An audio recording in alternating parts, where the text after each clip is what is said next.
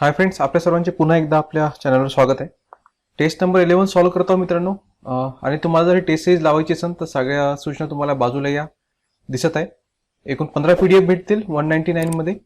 तर जॉईन करायची असेल तर लगेच मेसेज करा आणि खाली जो मोबाईल नंबर स्क्रोल आहे त्याच्यावरून मेसेज करून तुम्ही जॉईन होऊ शकता. आणि सोबतच तुम्ही जर आरोग्य भरतीची तयारी करत असाल मित्रांनो, तर आरोग्य भरतीसाठी तांत्रिक विषयाची स्पेशल बॅच लॉन्च झाली आहे, ज्याच्यामध्ये तुम्ही जॉईन होऊ शकता. मात्र 300 रुपये त्याची फीस ठेवण्यात आली आहे. त्याच्यामध्ये तुम्हाला 30 लेक्चर्स होतील, व्हिडिओ लेक्चर्स होतील. सोबतच तुम्हाला 10 पेपर्स दिले जातील आणि सगळ्या नोट्स सुद्धा फ्री ऑफ कॉस्ट दिल्या जातील. या बॅचमध्ये सुद्धा जॉईन होऊ शकता. तर ज्या लोकांना आरोग्य भरतीच्या बॅचमध्ये जॉईन व्हायचं आहे त्यांनी 9923168558 या नंबरवर कॉन्टॅक्ट करून तुम्ही आरोग्य भरतीच्या बॅचमध्ये जॉईन होऊ शकता. लगेच जॉईन होऊ. आणि फक्त तुम्हाला जर टेस्ट पेपर्स पाहिजे असतील तर 10 टेस्ट पेपर्स तुम्हाला 100 रुपीज मध्ये तुम्ही टेस्ट सिरीज जॉईन करू शकता आरोग्य भरतीची. ओके, तर जर चॅनल सबस्क्राईब केलं नसेल तर सबस्क्राईब करून घ्या, बेल आयकॉनवर क्लिक करा, जेणेकरून येणाऱ्या व्हिडिओची नोटिफिकेशन तुम्हाला भेटत राहील. आणि मित्रांनो, व्हिडिओला लाईक करणे विसरत जाऊ नका आणि मित्रांपर्यंत शेअर सुद्धा करा. मित्रांनो, भारताचा सगळ्यात मोठा ऑनलाईन लर्निंग प्लॅटफॉर्म अनअकॅडमी आता आपल्या एमपीएससी साठी अवेलेबल झालाय. कंबाईनच्या विद्यार्थ्यांसाठी अतिशय इम्पॉर्टंट स्कॉलरशिप टेस्ट होणार आहे 29 ऑगस्टला सकाळी 10 ते 12 पर्यंत. याच्यामध्ये पहिल्या 3 रँक येणाऱ्यांना 100% स्कॉलरशिप 1 इयर साठी, 4 ते 13 रँक येणाऱ्यांना 75% स्कॉलरशिप एका वर्षासाठी आणि 14 ते 20 च्या दरम्यान रँक येणाऱ्यांना 50% स्कॉलरशिप एका वर्षासाठी भेटणार आहे. अवश्य पार्टिसिपेट करा आणि तुम्हाला कोड विचारण्यात येणार. त्या विचारताना तुम्हाला टाईप करा SOHEL10 सोहेल 10 हा कोड वापरा आणि फ्री ऑफ कॉस्ट या स्कॉलरशिप टेस्टमध्ये भाग घ्या आणि फायदा उचला मित्रांनो. सोबतच राज्यसेवा इंटिग्रेटेड प्लस टेस्ट तसंच कंबाईन पूर्व परीक्षा test series free of cost तुम्ही भाग घेऊ शकता. 27 ऑगस्टला राज्यसेवा, 29 ऑगस्टला कंबाईन. या ठिकाणी सुद्धा फ्री टेस्ट सोडवायचे असतील तर तुम्हाला कोड टाकावा लागेल SOHEL1010 हा कोड वापरा आणि फ्री ऑफ कॉस्ट या टेस्ट सॉल्व्ह करा. अनअकॅडमीवर तुम्ही प्लसचे भरपूर फीचरचा फायदा घेऊ शकता, ज्याच्यामध्ये घरी बसल्या अभ्यास करणे, तुम्हाला भारताचे टॉप एज्युकेशन या ठिकाणी मार्गदर्शन करतील, सर्व सिलेबसचा ऍक्सेस भेटते आणि PDF नोट्स सुद्धा तुम्हाला घरी बसल्यास प्राप्त होऊन जातात. प्रश्न क्रमांक 46, योग्य विधान ओळखा. ज्या चलनामध्ये आंतरराष्ट्रीय व्यापार सर्वाधिक होतो त्याला हार्ड करन्सी असे म्हणतात. आंतरराष्ट्रीय नाणेनिधी मार्फत 5 हार्ड करन्सी ठरवण्यात आलेल्या आहेत. तर याच्यातलं योग्य कोणतं? तर हार्ड करन्सी आंतरराष्ट्रीय नाणेनिधी मार्फत ठरवण्यात येतात. सध्या हार्ड करन्सी आहे डॉलर, जे USA चं चलन आहे. त्याच्यानंतर युरो, युरोपियन युनियन मधील सगळ्या देशांमध्ये मान्य आहे. त्याच्यानंतर येन हा जपानचा आहे. पाऊंड स्टर्लिंग ब्रिटनचं, युआन चीनचं आणि रेनमिबी हा सुद्धा चीनचाच आहे. 1 ऑक्टोबर 2016 पासून याला मान्यता भेटली होती. तर याच्यामध्ये जो आहे पहिला हार्ड करन्सी असे म्हणतात, आंतरराष्ट्रीय व्यापार सर्वाधिक होतो, हा करेक्ट आहे. आणि 5 आहे का? नाही, चुकलं. एकूण किती आहे? 6 झाले. आता कोण आलं 6वं? रेनमिबी हा सुद्धा चीनचाच आहे. 1 ऑक्टोबर 2016 पासून त्याला मान्यता दिली. फक्त याचा आन्सर राहणार. प्रश्न क्रमांक 47 पाहूया. सार्वजनिक लेखे निधीत खालील घटकांचा समावेश होतो. चुकीचा पर्याय ओळखा. भविष्य निर्वाह निधी, राष्ट्रीय गुंतवणूक निधी, पोस्ट विमा की सरकारी उद्योग नफा. तर केंद्र सरकारचे 3 निधी असतात, त्याच्यामध्ये पहिला असते संचित निधी. संचित निधीमध्ये कलम 266 मधील 1 नुसार उभारला जातो आणि यामध्ये रक्कम काढण्यासाठी संसदेच्या परवानगीची गरज लागते. या निधीमध्ये कोणकोणते घटक असतात? याच्यामध्ये असते कर महसूल, करेतर महसूल, कर्ज परतफेड, कर्ज प्राप्ती आणि सरकारी उद्योगांचा नफा. त्याच्यानंतर दुसऱ्या प्रकारचा जो निधी आहे तो आहे सार्वजनिक लेखे, जे की याच्यात विचारलाय. याच्यामध्ये कलम 266 उपकलम 2 नुसार उभारला जातो. यामधून रक्कम काढण्यासाठी संसदेच्या परवानगीची गरज नसते. ओके, आणि या निधीत कोणते घटक आहे? राष्ट्रीय अल्प बचत निधी, त्याच्यानंतर पोस्ट विमा, बघा याच्यातला पोस्ट विमा असतो याच्यात. त्याच्यानंतर भविष्य निर्वाह निधी हा सुद्धा असतो याच्यामध्ये. आणि राष्ट्रीय गुंतवणूक निधी हा सुद्धा असतो 2 नंबरचा. त्याच्यानंतर राष्ट्रीय गुंतवणूक निधी, जीवन वार्षिक निधी, सरकारी देणी. पण सरकारी उद्योग नफा याच्यामध्ये असतो का? नाही. सरकारी उद्योग नफा कशामध्ये असतो? तो संचित निधीचा भाग झाला. तिसरा निधी आहे आकस्मिक निधी. कलम 267 नुसार उभारला गेला. पूर, भूकंप, सुनामी, दुष्काळ यांसारख्या नैसर्गिक आपत्तीच्या वेळी यातील रक्कम वापरली जाते. सध्या हा निधी 500 कोटींचा आहे. आणि केंद्राचे आकस्मिक निधी राष्ट्रपतीच्या तर राज्याच्या राज्यपालाच्या नियंत्रणात राहते. त्याचं चुकीचं विचारलं होतं. चुकीचं कोणतं राहील? ऑप्शन नंबर 4 याचं उत्तर राहील. Option number 4. प्रश्न क्रमांक 48 पाहूया. स्वाभिमान योजनेबाबत खालील विधाने विचारात घ्या. केंद्र शासनाने फेब्रुवारी 2011 मध्ये वित्तीय समावेशनासाठी या योजनेची सुरुवात केली. ग्रामीण गरिबांपर्यंत बँकाच्या सेवा पुरवणे या उद्देशाने योजना सुरू केली. ही योजना RBI मार्फत राबवली जाते. तर स्वाभिमान योजना कधीची सुरुवात आहे? फेब्रुवारी 2011ची याची सुरुवात आहे, करेक्ट आहे. आणि त्याच्यानंतर घोषवाक्य बँक तुमच्या दारी, याचं घोषवाक्य ठरवण्यात आलं होतं, बँक तुमच्या दारी. रंगराजन समितीच्या शिफारशींची योग्य अंमलबजावणी होण्यासाठी ही योजना सुरू केली होती. आणि या योजनेअंतर्गत बँक साथी म्हणून बँक एका एजंट मार्फत व्यक्तीची नेमणूक केली जाते. तो प्रत्यक्ष घरी जाऊन बँकेच्या सेवा सुविधा पुरवतो. ही योजना अर्थ मंत्रालय व भारतीय बँक मंडळ यांच्या मार्फत राबवली जाते.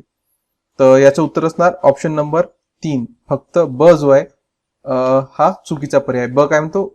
ग्रामीण गरिबांपर्यंत बँकेच्या सेवा पुरवणे या उद्देशाने सुरू केली होती. हे चुकीचं सेंटेन्स आहे, कारण या बँकेचा उद्देश काय होता की योग्य जे रंगराजन समितीच्या शिफारशींची योग्य अंमलबजावणी होण्यासाठी ही योजना सुरू केली होती. ओके, नेक्स्ट क्वेश्चन पाहूया. प्रश्न याचं उत्तर झालं ऑप्शन नंबर 2. प्रश्न क्रमांक 49 पाहूया.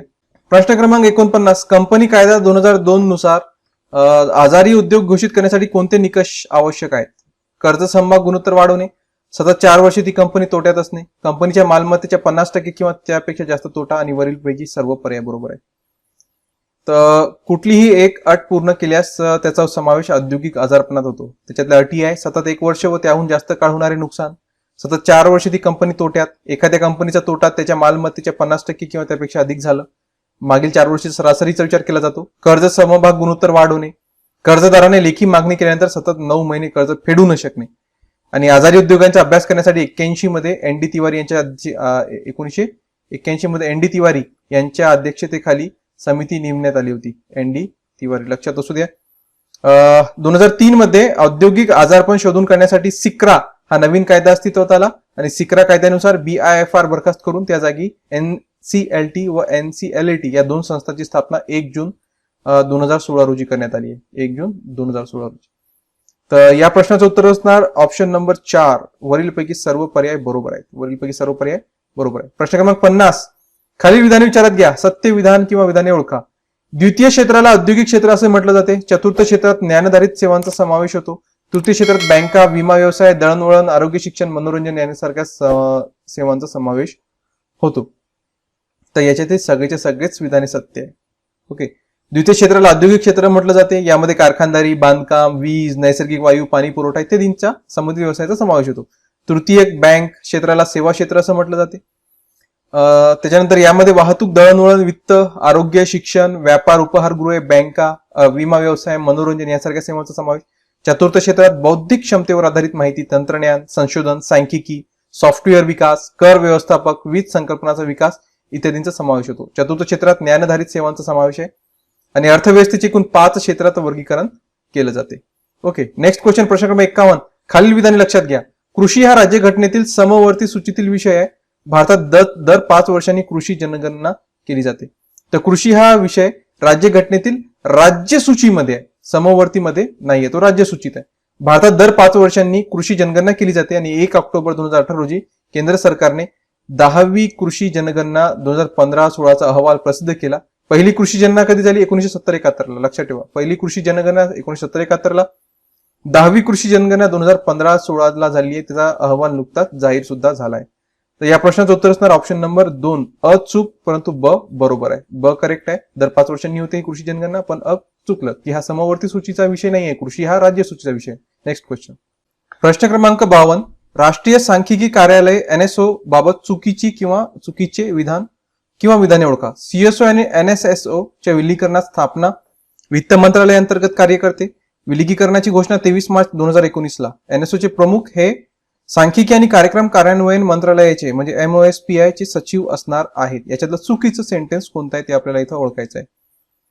तर RBI चे माजी गव्हर्नर C रंगराजन यांच्या अध्यक्षतेखाली राष्ट्रीय सांख्यिकी आयोगाने म्हणजे नॅशनल स्टॅटिक्स ऑफिस म्हणजे NSO यांच्या अध्यक्षतेखाली NSC ची स्थापना यांनी केली होती. आणि शिफारशीनुसार NSSO आणि CSO चे विलिनीकरण करण्यात आले. विलिनीकरणाची घोषणा 23 मार्च 2019 रोजी झाली. आता ते विलिनीकरण म्हणून काय झालं, CSO प्लस NSO याचा मिळून काय झालं, NSSO होतो पहिले आहे ना, आता झालं तो NSO. NSO ही संस्था सांख्यिकी आणि कार्यक्रम कार्यान्वयन मंत्रालय म्हणजे MOSPI च्या अंतर्गत येते. राष्ट्रीय नमुना सर्वेक्षण कार्यालय NSSO स्थापना याची कधीची होती? NSSO ची 1950 ची होती. 1950. याचं मुख्यालय दिल्ली या ठिकाणी. राष्ट्रीय सांख्यिकी कार्यालय आता NSO स्थापना 23 मार्च स्थापना कधी झाली? 23 मार्च 2019 ला. त्याच्यानंतर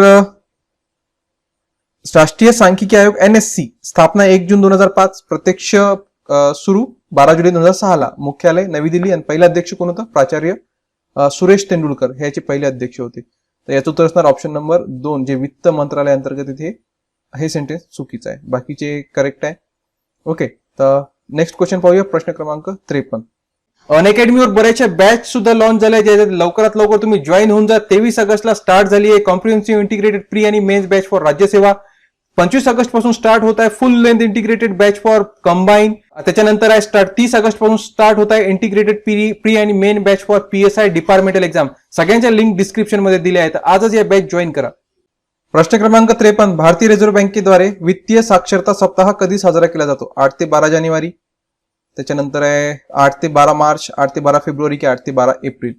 RBI द्वारे 2016 पासून वित्तीय साक्षरता सप्ताह दरवर्षी आयोजित केला जात आहे आणि बँकिंग सेवेसंदर्भात वेगळ्या विषयांवर जनजागृती व्हावी हा त्याच्या पाठीमागचं मेन उद्दिष्ट होतं. 8 ते 12 फेब्रुवारी दरम्यान हा सप्ताह राबविण्यात आला. 8 ते 12 फेब्रुवारी, ऑप्शन नंबर 3 याचं उत्तर आहे. आणि 2020 ची जी थीम होती ती पतशिस्तीचा विकास करणे आणि ग्राहकास पत आवश्यकता असल्यास ती औपचारिक वित्तीय संस्थांकडून भागवण्यास प्रोत्साहन देणे, ही अशी त्याची थीम ठेवण्यात आली होती. प्रश्न क्रमांक 54. खाली विधाने लक्षात घ्या. ICICI ही भारतातील पहिली वैश्विक बँक आहे. सन 1999 मध्ये न्यूयॉर्क स्टॉक एक्सचेंज मध्ये सूचीकृत होणारी भारतातील पहिली बँक आहे. तर भारतीय औद्योगिक वित्त व गुंतवणूक महामंडळ ICICI बँक स्थापना आहे 5 जानेवारी 1955 ची. 5 जानेवारी 1955. आणि मुख्यालय मुंबई. जी बँक गुंतवणूक, वाणिज्य बँक, विकास बँक, ग्राहक बँक अशा सर्व भूमिका बजावते. तसं ठेवी, कर्ज, विमा, shares, mutual fund, merchant banking अशा सेवा एकाच छताखाली पुरवते. तिला वैश्विक बँक असं म्हटलं जाते. वैश्विक बँका कोणकोणत्या आहे मग? त्याच्यामध्ये ICICI, IDBI, बंधन फायनान्स बँक आणि ICICI ही बँक नाणे बाजारात बँकिंग सेवा तर भांडवली बाजारात वित्तीय विकास संस्थेची भूमिका बजावते. तर आपल्याला जो प्रश्न विचारला त्याचं उत्तर काय असणार? दोन्ही विधाने करेक्ट आहे. ICICI भारतातील पहिली वैश्विक बँक आणि 1999 मध्ये न्यूयॉर्क स्टॉक एक्सचेंज मध्ये सूचीकृत होणारी भारतातील पहिली बँक. दोन्ही आन्सर्स करेक्ट आहे. नेक्स्ट क्वेश्चन पाहूया, प्रश्न क्रमांक 55. भांडवली खात्यावर रुपया परिवर्तनीयता करण्यासाठी सरकारने कोणती समिती नेमली होती? सी रंगराजन, तारापोर, YV रेड्डी की केळकर? तर तारापोर समिती याची स्थापना होती 8 फेब्रुवारी 1977. तारापोर समितीची स्थापना 8 फेब्रुवारी 1977.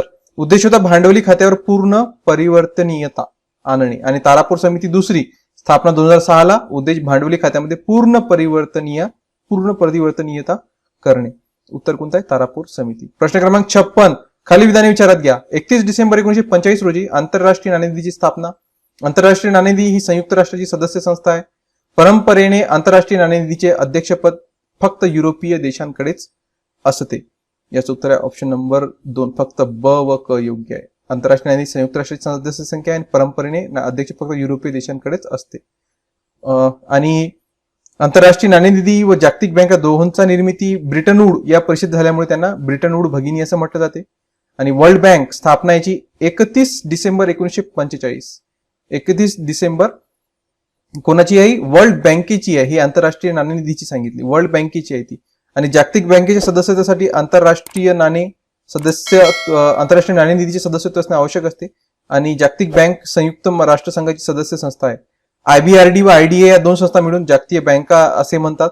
आणि IBRD, IDA, IFC, MIG आणि ICSID या 5 संस्थांना एकत्रितरित्या जागतिक बँक गट असं म्हटलं जाते.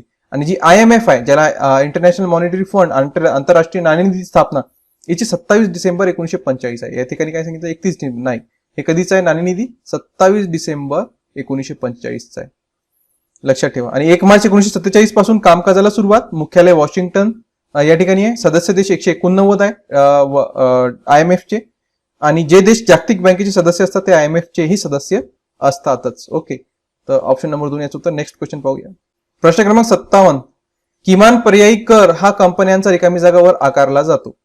तर किमान पर्यायी कर MAT, मिनिमम अल्टरनेट टॅक्स, 1997-98 पासून हा कर आकारण्यात येतो. वीज सवलती, कर कपात, प्रोत्साहने, वजावटी इत्यादी प्रकारच्या सवलती घेणाऱ्या कंपन्यांवर हा कर आकारला जातो. आणि किमान पर्यायी कर हा कंपनीच्या पुस्तकी नफ्यावर आकारला जातो. किमान पर्यायी कर भरणाऱ्या कंपन्यांना अधिभार व उपकर देखील भरावा लागतो. आणि किमान पर्यायी कर जो आहे तो हा कर कंपनी कर आहे आणि या भरणाऱ्या कंपन्यांना अधिभार व उपकर देखील भरावा लागतो. आयकर व कंपनीद्वारे यामध्ये मूलभूत फरक असा आहे की आयकर आकारताना तो विविध टप्प्यात म्हणजे 5%, 20%, 30% आकारला जातो. मात्र कंपनी कराचा दर निर्धारित असतो, एकच असतो. आयकराप्रमाणे कंपनी करात कर माफी सूट कंपन्यांना मिळत नाही आणि घटनेतील कलम 271 अन्वये केंद्र सरकार केंद्रीय करांवर अधिभार लावू शकते. अधिभार सोर चार्ज ज्याला म्हणतात आकारण्याला विशिष्ट हेतू लागत नाही. मात्र उपकर ज्याला सेस म्हटलं जातं हे विशिष्ट हेतूने आकारला जातो. कशा करता? शिक्षणासाठी शिक्षण उपकर झालं, आरोग्य उपकर, पायाभूत सुविधांसाठीचं उपकर, कंपनी कर, प्रमंडळ कर, निगम कर, महामंडळ कर, कॉर्पोरेशन टॅक्स या कंपन्यांच्या उत्पन्नावर आकारला जातो. तर याचं उत्तर असणार ऑप्शन नंबर 3 नफ्यावर. हा कशावर आकारला जातो? हा नफ्यावर आकारला जातो. प्रश्न क्रमांक 58 जर्मन सिल्वर हे कशाचे? साधा इथून विज्ञानचे प्रश्न आहे. ओके, जर्मन सिल्वर हे कशाचे संमिश्र आहे? तर जर्मन सिल्वर हे कॉपर 25 ते 30% असते, त्याच्यामध्ये झिंक 25 ते 30% असते आणि निकेल 45 ते 50% असते. हा जर्मन सिल्वर यांचा बनतो. ओके, तर काय झालं? ऑप्शन कोणतं होणार याचं? Option number 3 option number 3 copper, zinc आणि निकेल. कॉपरचं प्रमाण किती आहे? 25 ते 30. झिंकचं किती आहे? झिंकचा आहे 25 ते 30 आणि निकेलचा आहे 40 ते 50. ओके, प्रश्न क्रमांक 59 समस्थानिके आयसोटोप्स बाबत पुढील विधाने विचारात घ्या. समस्थानिकांची रासायनिक गुणधर्म वेगळे परंतु भौतिक गुणधर्म सारखे असतात. समस्थानिके म्हणजे एकाच मूलद्रव्याची अनेक रूपे ज्यांचा अणुअंक सारखा असतो परंतु त्यांचे अणुवस्तुमानक वेगळे असतात. पोलोनियमला सर्वात जास्त आयसोटोप्स आहेत. वरील अचूक नसलेला म्हणजे चुकीचा असलेला पर्याय ओळखायचा आहे. तर समस्थानिके हे एकाच मूलद्रव्याची 2 वेगळी रूपे असतात. समस्थानिकांचे रासायनिक गुणधर्म सारखे असतात परंतु भौतिक गुणधर्म हे वेगवेगळे असते. लक्षात घ्या. तर या प्रश्नाचं उत्तर असणार ऑप्शन नंबर 1 फक्त अ जो आहे तो अचूक नसल्या म्हणजे चुकीचा पर्याय. हे रासायनिक गुणधर्म वेगळे परंतु भौतिक गुणधर्म नाही. रासायनिक गुणधर्म सारखे परंतु भौतिक वेगवेगळे राहतात. ओके, बाकी ब आणि क करेक्ट आहे. तर हा ऑप्शन अ हा चुकीचा आहे. नेक्स्ट क्वेश्चन, प्रश्न क्रमांक 60 काही मूलद्रव्याचे मूलद्रव्य आणि त्यांच्या वैशिष्ट्य यांच्या योग्य जोड्या लावा. सिझियम, सोने, प्लुटोनियम, लिथियम त्यांची वैशिष्ट्ये दिली आहे, त्यांची आपल्याला योग्य जोड्या जुळवायच्या आहे. तर या ठिकाणी यांच्या जोड्या बघा. सिझियमचं होणार सर्वात जास्त क्रियाशील धातू. त्याच्यानंतर सोनेचं होणार सर्वात जास्त तन्य धातू. त्याच्यानंतर प्लुटोनियमचं सर्वात विषारी धातू आणि लिथियम सर्वात हलका धातू. या प्रकारे म्हणजे 4, 3, 1, 2 ऑप्शन नंबर 2 याचं उत्तर होईल. तर या ठिकाणी मित्रांनो थांबवू आपण. 60 क्वेश्चन कव्हर झाले. उद्या पेपरचा शेवट करून टाकू आपण आणि उद्या सकाळी 8 वाजता पुन्हा एक नवीन व्हिडिओ घेऊन येऊ. जर व्हिडिओ आवडला असेल लाईक करा, मित्रांना शेअर करा आणि चॅनलला सबस्क्राईब केलं नसेल तर लगेच सबस्क्राईब सुद्धा करून घ्या. आजच्या व्हिडिओसाठी इतकंच. धन्यवाद मित्रांनो. अनअकॅडमीवर एमपीएससी विद्यार्थ्यांसाठी आता गोल्डन ऑपॉर्च्युनिटी आहे. 12 महिन्याचा सबस्क्रिप्शन घेतलं तर 2 महिने फ्री भेटणार आणि 24 महिन्याचा सबस्क्रिप्शन घेतलं तर 3 महिने फ्री भेटणार. तसं मंथली फीस जर तुम्ही पेड केली तर 10% तुम्हाला या ठिकाणी डिस्काउंट भेटणार. त्याच्यासाठी कोड वापरावा लागेल SOHEL1010 जे डिस्क्रिप्शन मध्ये दिलेला आहे. तर आजच अनअकॅडमी ऍप इन्स्टॉल करा आणि एमपीएससी ची तयारीला लागा.